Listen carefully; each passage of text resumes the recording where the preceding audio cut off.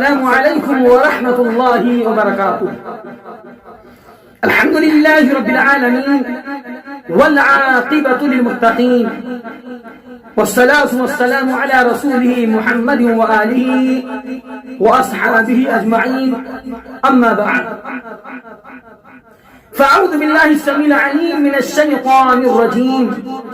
بسم الله الرحمن الرحيم. إنا أنزلناه في ليلة مباركة إنا كنا منذرين. سامعین مکرم، ناظرین کرام،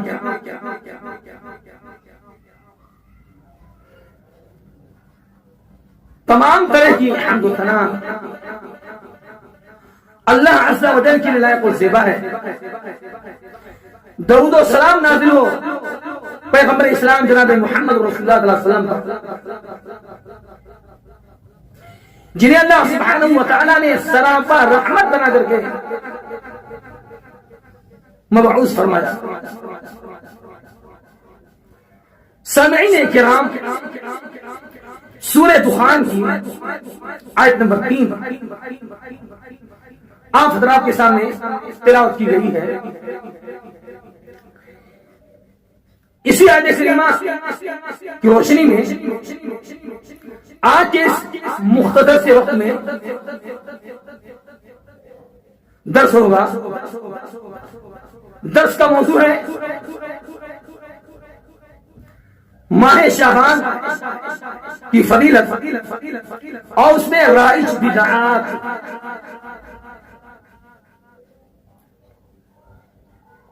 ناظرین کرام، اللہ عز و جل نے بیان فرمایا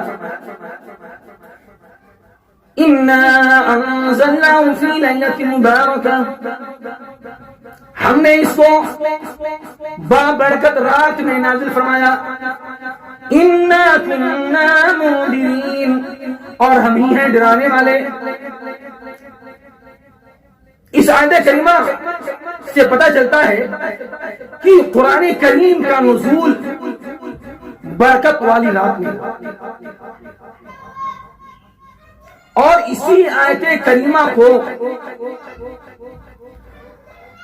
15ویں شعبان سے لوگ جوڑتے ہیں. حالانکہ یہ غلط ہے. شب قدر کی تمام فضیلتوں کو اور اس کی سعادتوں کو شب بارات ملا کے جوڑ دیتے ہیں. شعبان کی 15ویں تاریخ کی شب کو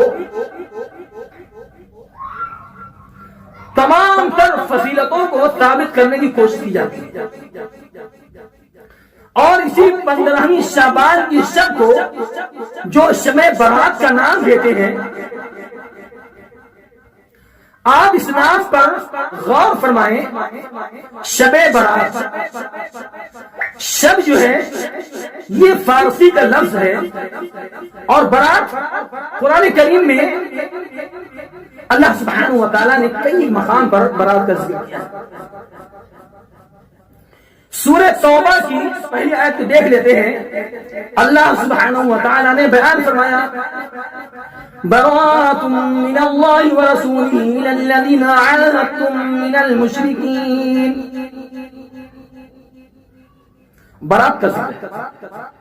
ترجمہ سن لیں کہ اللہ سبحانہ و تعالیٰ نے بیان فرمایا کہ اللہ اس کے رسول بیزار ہیں مشرکوں سے.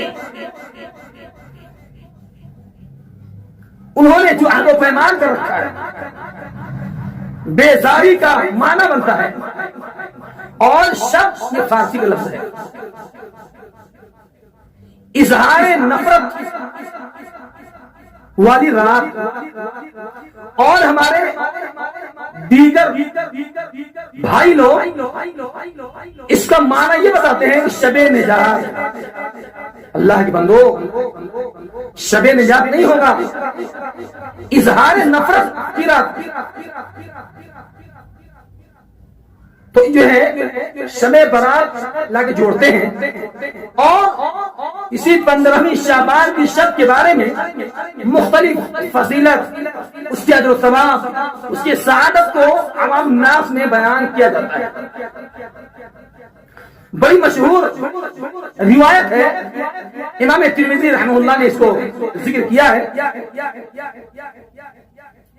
کہ اللہ کے حبیب جناب محمد رسول اللہ صلی اللہ علیہ وسلم اما عائشہ رضی اللہ تعالی عنہا کے باری والے دن آپ ان کے پاس تشریف لے گئے۔ اللہ کے حبیب جناب محمد رسول اللہ صلی اللہ علیہ وسلم تھوڑی دیر کے بعد آپ جنت البقیع قبرستان کی طرف نکل گئے، اور اما عائشہ رضی اللہ تعالی عنہا بھی آپ کے پیچھے پیچھے چلی گئی دیکھنے کے لیے، اور رسول رحمت جناب محمد رسول اللہ صلی اللہ علیہ وسلم بقیع والوں کے لیے دعا کر رہے تھے۔ اما عائشہ رضی اللہ تعالی عنہا سارا منظر دیکھ رہی ہیں۔ رسول رحمت جناب محمد رسول اللہ صلی اللہ علیہ وسلم نے جب واپس آنے لگے، اما عائشہ رضی اللہ تعالی عنہا آپ سے پہلے ہی آ گئی اپنے حجرے میں اور آ کر کے لیٹ گئی۔ اللہ کے حبیب جناب محمد رسول اللہ صلی اللہ علیہ وسلم جب تشریف لائے تو دیکھا عائشہ رضی اللہ تعالی عنہا سوئی ہوئی ہے اور ان کی سانس تیزی سے چل رہا ہے۔ اللہ کے حبیب جناب محمد رسول اللہ صلی اللہ علیہ وسلم نے فرمایا، عائشہ یہ آپ کی سانس حرکت تیزی سے چل رہی ہے، کیا وجہ ہے؟ تو پھر انہوں نے پورا واقعہ بتایا۔ کہتے ہیں کہ اگر میں نہ بتاتی کہ اللہ کے نبی صلی اللہ علیہ وسلم میں آپ کے تعاقب میں گئی تھی تو اللہ سبحانہ و تعالیٰ آپ کو ضرور باخبر کر دے گا، اس لیے انہوں نے بتا دیا۔ تو اللہ کے حبیب جناب محمد رسول اللہ صلی اللہ علیہ وسلم نے فرمایا، اے عائشہ کیا تم نے گمان کر رکھا ہے کہ اللہ اس کے رسول تمہارے ساتھ خیانت کریں گے؟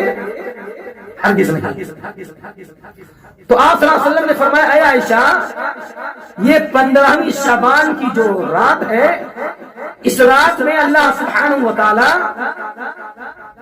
تمام بندوں کے گناہوں کو معاف فرماتا ہے، اور اس قدر معافی کا اعلان ہوتا ہے جس طرح سے بنو قلب کے بھیڑ بکریوں کے جسموں پر جو بال ہوتے ہیں ان سے کہیں زیادہ اللہ سبحانہ و تعالی آج کی شب میں بندوں کو معاف فرماتا ہے۔ اس روایت کو بیان کرتے ہیں، حالانکہ روایت ضعیف ہے، منکر روایت ہے، صحیح روایت نہیں ہے۔ سارا محل اسی حدیث پر تعمیر کرتے ہیں، حالانکہ اس روایت کی کوئی اہمیت نہیں۔ اور دوسری بات یہ ہے کہ 15ویں شعبان کی شب میں قبرستان لوگ جاتے ہیں زیارت کرنے کے لیے، لائن چراغاں کا انتظار کرتے ہیں، جا کے وہاں پہ بڑا اہتمام کرتے ہیں جا کے، اور یہ باطل عقیدہ رکھا جاتا ہے کہ 15ویں شعبان کی شب میں ہمارے پرکھوں کی روح، ہمارے آبا و اجداد کی روحیں ہمارے گھروں میں آتی ہیں اور اپنی زندگی کے جو پسندیدہ لوازمات ہوتے تھے، ڈشیں ہوتی تھی، وہ پسند کر کھاتے تھے، لہذا اپنے بزرگوں کے پسندیدہ ڈش تیار کرائے جاتے ہیں، اور یہ باطل عقیدہ رکھا جاتا ہے کہ روحیں آتی ہیں کھانا کھاتی ہیں۔ یہ عقیدہ بالکل سراسر غلط ہے۔ آواگمن کا عقیدہ یہ، کفار و مشرکین کا عقیدہ یہ۔ قرآن کریم کے اندر اللہ سبحانہ و تعالیٰ نے یہ ذکر فرمایا، ان الابرار لفی نعیم وان الفجار لفی جحیم، کہ جو نیک لوگ ہیں ان کی روحوں کو اللہ سبحانہ و تعالیٰ نے اعلی علین میں رکھا ہے۔ اب آپ سوچیں، بتائیں کہ جو روحیں نیک ہیں، اعلی علین میں پہنچ چکی ہیں، وہاں کی نعمتوں سے سرفراز ہو رہی ہیں، نعمت کے باغوں میں ہیں، وہ جنت کی نعمت چھوڑ کر کے دنیا کے یہ جھمیلوں میں آئیں گے؟ دنیا کے جھمیلوں میں آنے والے نہیں ہیں۔ اور اسی طرح جو روحیں بد ہیں وہ سجین میں ہوں گے، کیا وہاں سے ان کو رخصتی مل جائے گی آنے کی دنیا میں؟ نہیں، یہ بدباطنوں کا عقیدہ ہے، کفار و مشرکین کا عقیدہ ہے، اس کی کوئی اہمیت نہیں میرے بھائیوں، میرے بزرگوں۔ اور حلوے ماڈھے کا مکمل انتظام کیا جاتا ہے، ایسے ایسے حلوے بنائے جاتے ہیں کہ اگر ان حلووں کو ہتھوڑی سے توڑا جائے تو نہ ٹوٹے گا، دانت ٹوٹ جاتے ہیں پر حلوہ ٹوٹتا نہیں۔ اور یہ تصور کیا جاتا ہے، مانا جاتا ہے، علماء بیان کرتے ہیں کہ اللہ کے نبی جناب محمد رسول اللہ صلی اللہ علیہ وسلم کے دندان مبارک شہید ہو گئے تھے غزوہ احد میں، شوال سن 2 ہجری میں غزوہ احد کا معرکہ پیش آیا، اور شوال کے مہینے میں معرکہ پیش آیا، حالانکہ دندان مبارک شہید نہیں ہوئے تھے، آپ کا چہرے مبارک زخمی ہو گیا تھا، چلو مانتے ہیں کہ چہرہ آپ صلی اللہ علیہ وسلم کے دندان مبارک شہید ہو گئے شوال میں، تو شوال سے آپ نے حلوہ کھایا تھا، تو آپ حلوہ کھانے کے لیے شوال، ذوالقعدہ، ذی الحجہ، محرم، سفر، ربیع الاول، ربیع الثانی، جمادی الاول، جمادی الثانی، رجب، شعبان، تقریباً 1 سال تک آپ نے انتظار کیا کہ ہم حلوہ کھائیں گے، یہ بھی غلط ہے۔ حضرت اویس قرنی جناب محمد رسول اللہ صلی اللہ علیہ وسلم سے ملاقات نہیں کر پائے، جب انہوں نے سنا کہ اویس اللہ کے نبی صلی اللہ علیہ وسلم کے دندان مبارک شہید ہو گئے، تو انہوں نے اپنے دانتوں کو توڑ لیا، شہید کر دیا، مگر یہ بات بھی عقل میں نہیں آتی کہ کون سا دانت انہوں نے توڑا، آگے پیچھے اوپر نیچے کا ہوتا۔ تو یہ جو ہے حلوہ کھانے کی ابتدا ہی سے ہوتی ہے میرے بھائیوں، میرے بزرگوں، آپ سچے دل سے سوچے تو صحیح کہ اللہ کے حبیب جناب محمد رسول اللہ صلی اللہ علیہ وسلم کو جو کے بغیر چھنے ہوئے آٹے کی روٹی میسر نہیں آتی تھی۔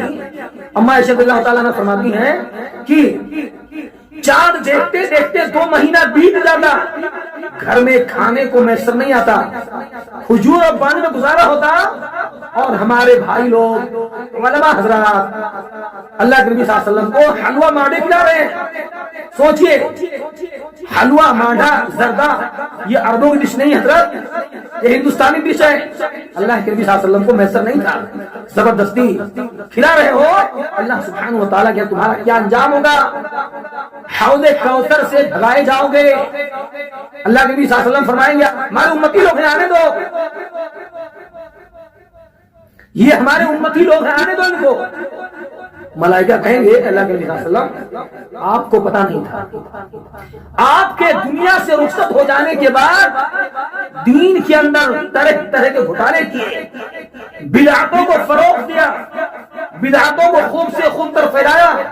اللہ کے نبی جناب محمد رسول اللہ صلی اللہ علیہ وسلم فرماتے ہیں، آج بھی وہ حدیث کی کتابوں میں حدیث موجود ہے، سحقاً سحقاً لمن بدل بعدی، ان کو دور بھگاؤ، دور بھگاؤ ان کو، انہوں نے ہمارے دین کو بدل ڈالا تھا۔